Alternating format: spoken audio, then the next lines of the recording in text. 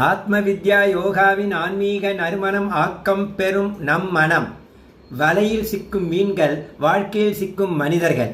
ஒரு மீனவரின் வலையில் 4 வகையான மீன்கள் சிக்குகின்றன. மிக சில மீன்கள் ஆபத்தை உணர்ந்து தப்பித்து விடுகின்றன. சில மீன்கள் போராடி விடுபடுகின்றன. சில மீன்கள் முயன்றும் தப்ப முடியாமல் சிக்கிக் கொள்கின்றன. ஆனால் பெரும்பாலான மீன்கள் தாங்கள் வலையில் சிக்கி இருப்பதையே உணராமல் அழிந்து விடுகின்றன.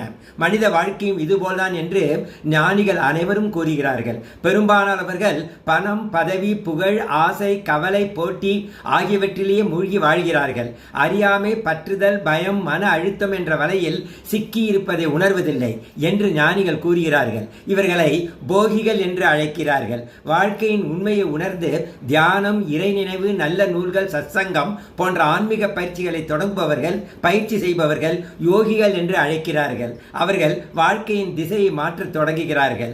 ஆசைகள் குறைந்து கிடைத்ததிலே திருப்தியுடன் இன்பத்திலும் துன்பத்திலும் சமநிலையுடன் வாழ்பவர்கள் சந்நியாசிகள் என்று கூறுகிறார்கள். சந்நியாசம் என்பது ஆடையை மாற்றுவது அல்ல, மனநிலையை மாற்றுவதே.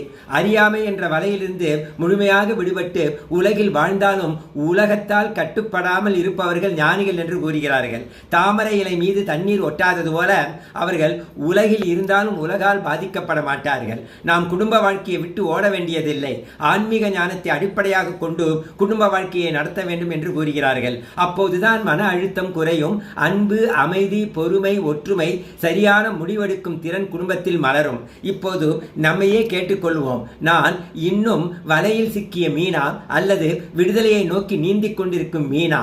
வாழ்க்கையின் உண்மையான வெற்றி உலகை வெல்வதில் இல்லை, நம் மனதை வெல்வதில்தான் உள்ளது என்று ஞானிகள் கூறுகிறார்கள். இறைவா நன்றி.